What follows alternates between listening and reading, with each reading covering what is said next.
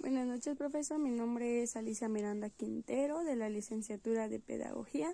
Y bueno, el día de hoy les voy a estar hablando sobre lo que yo aprendí, los aprendizajes esperados que tuve a lo largo de este tiempo, de esta materia.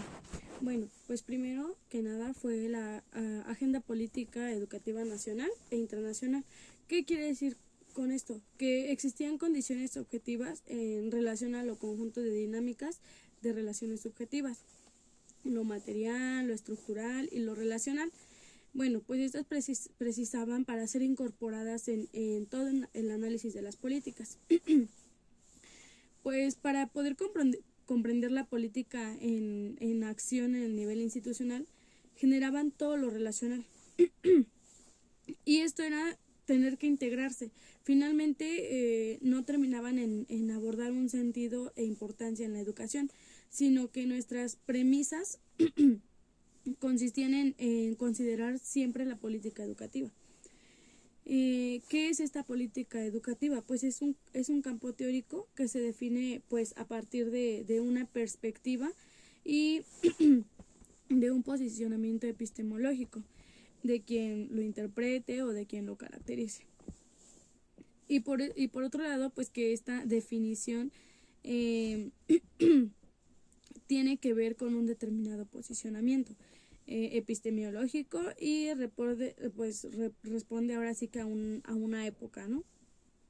Con esto podemos decir que no existían ahora sí que caracterizaciones universales de la política educativa como un campo teórico y también de su objeto de estudio. Dado que este objeto de estudio siempre ha sido la política, se construye de un modo que no es neutral y así el propio pues desarrollo histórico del campo teórico va definiendo nuevos objetos. ¿Nuevos objetos de qué? Obviamente de estudio en la política educativa, transformando pues el existente a modo de lo que denominaron un paradigma y el contexto en el que se define el objeto de estudio obviamente de la política educativa como lo definen como un episteme de época.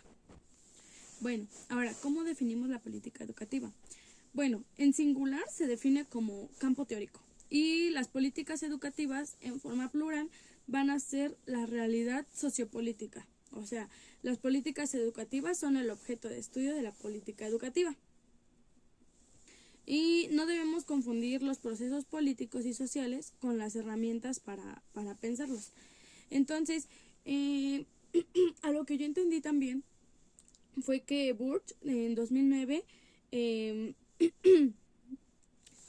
se apoderó de esta definición clásica del objeto de estudio de la política educativa como acción de un Estado. Entonces, ¿qué fue lo que hizo Burch? Se apoderó de esta definición y él la definió así, de que esta política era una acción de un Estado.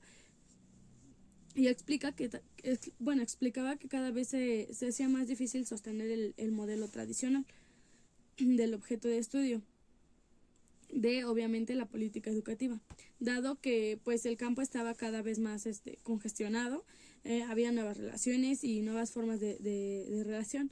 Estas estaban siendo establecidas en la política y relacionándose con ellas. Entonces, ¿qué pasó con esto? Los límites entre Estado, economía y sociedad civil pues eran cada vez más imprecisos.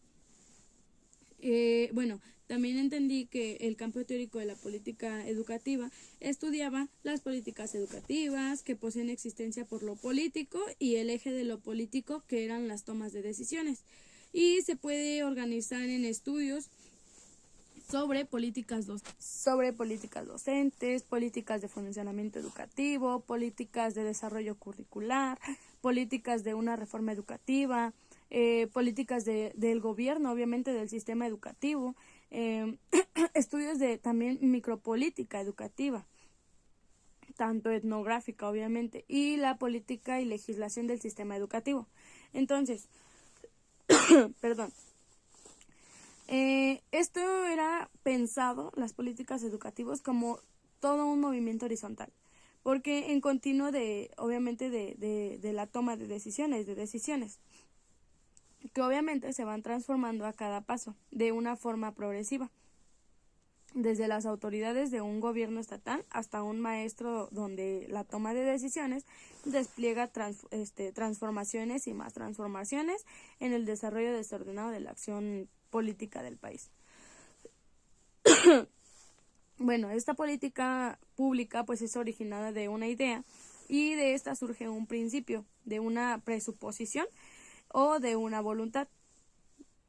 Por lo tanto, pues la palabra principio no carga consigo solo el significado, sino que literal el término, sino algo más, que dan el contexto de los factores determinantes que dan origen a una idea política pública. Por ejemplo, la relación de intereses, las inserciones ideológicas, las concepciones científicas, las correlaciones de fuerzas sociales, etcétera. El Estado moderno, pues este movimiento también fue presente en la construcción de la razón como meta, y se centra en dos enfoques, tanto en el enfoque del método científico y la organización del Estado. También comprendí que en la política educativa nacional e internacional, la Ley General de Educación, pues en el capítulo 3 de la Ley General de Educación, se incluían cuatro artículos, del 32, 33, 34 y 35. Estos eran dedicados a la equidad en educación. También se pretendía que el logro de la efectiva igualdad, obviamente, en oportunidad, diera acceso y permanencia en los servicios educativos. En todos los servicios educativos tendría que incluir la equidad y la igualdad. Y dichas medidas estarán pues dirigidas de manera preferente a grupos y regiones de mayor rezago educativo. Perdón. O que enfrenten obviamente problemas económicos y sociales, o que tengan alguna desventaja tanto de lo urbano. Entonces, ¿qué pasa con esto? A las autoridades educativas obviamente tomar medidas para poder propiciar esta inclusión, entre otras cosas. Entonces, atender con preferencia obviamente a escuelas en localidades aisladas, como le comento, profesor, en las zonas aisladas o zonas urbanas marginadas. También en esta parte hubo programas de apoyo a los maestros para poder favorecer este arraigo y promover servicios especiales para quienes abandonen la primaria y la secundaria. Esto lo hicieron para que pudieran dar apoyo para la recuperación del atraso escolar de grupos, y también programas y becas y otros apoyos económicos para los educados. Perdón. En el artículo 34 también aprendí que se encargaba del Ejecutivo Federal y esto era para llevar a cabo los programas compensatorios que atendían pues la lejanía obviamente de las localidades. Como les comentaba, este artículo también atendía el rezago, la desigualdad, la pobreza y otras diferencias. El artículo 41, que define que la educación especial está destinada a individuos con discapacidades transitorias o deficientes, así como aquellos con aptitudes sobresalientes. Y bueno, me pareció importante esto último, ¿por qué? Porque nos dice que debemos de atender a los educados de manera adecuada a sus propias condiciones. No tenemos por qué tener preferencias en este sentido, y siempre educar de una misma manera. Por ejemplo, siempre adecuarnos nosotros como docentes, siempre adecuar un currículum educativo dependiendo de las necesidades y habilidades de todos los alumnos. Así sean capacidades diferentes, siempre tú como docente debes de tener conciencia de que no todos los grupos van a ser iguales, y que debes de ser inclusivo e equitativo en tu grupo. Obviamente tener equidad social, para lo cual pues proponer la integración de todos los educandos en todos los planteles escolares.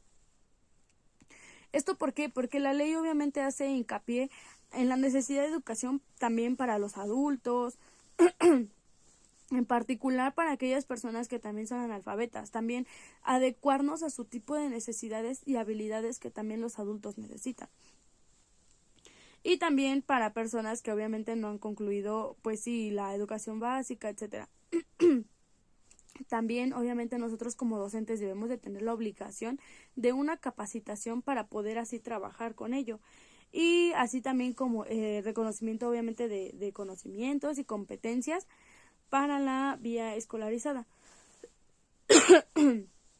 Bueno, en conclusión, debemos de tener en cuenta que nosotros como docentes siempre debemos de aplicar la justicia social y siempre tener la pluralidad de procedentes de diversos movimientos sociales, críticos y también tener siempre la diversidad. ¿Por qué?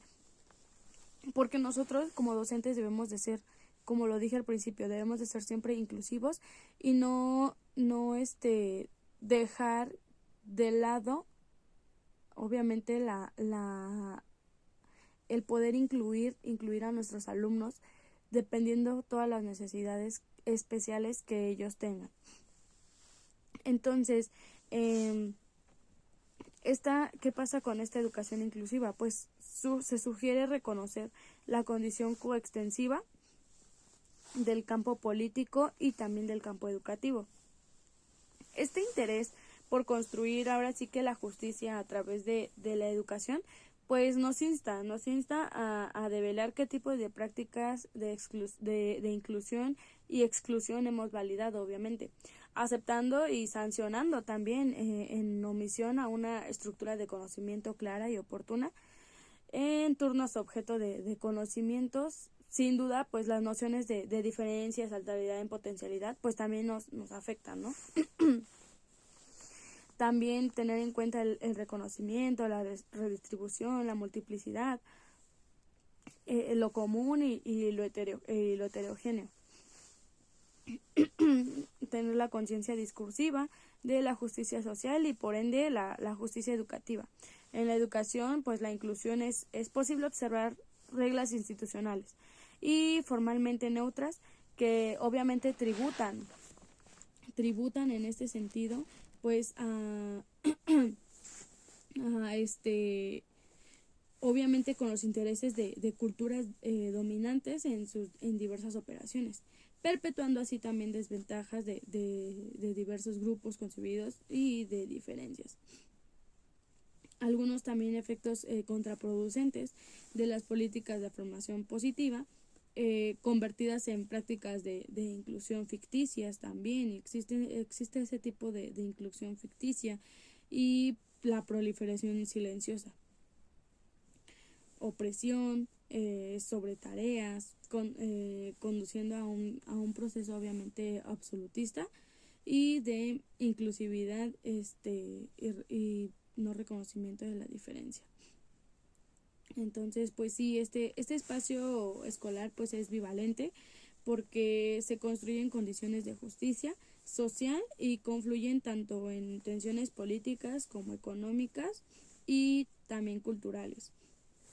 Se entrelazan obviamente sistemas de diferenciación de diversa naturaleza, injusticias distributivas e injusticias de reconocimiento también. ¿Qué quiere decir esto? Que debemos de corregir todos los efectos injustos de orden social sin alterar obviamente el sistema subyacente que nos genera. Muchas gracias.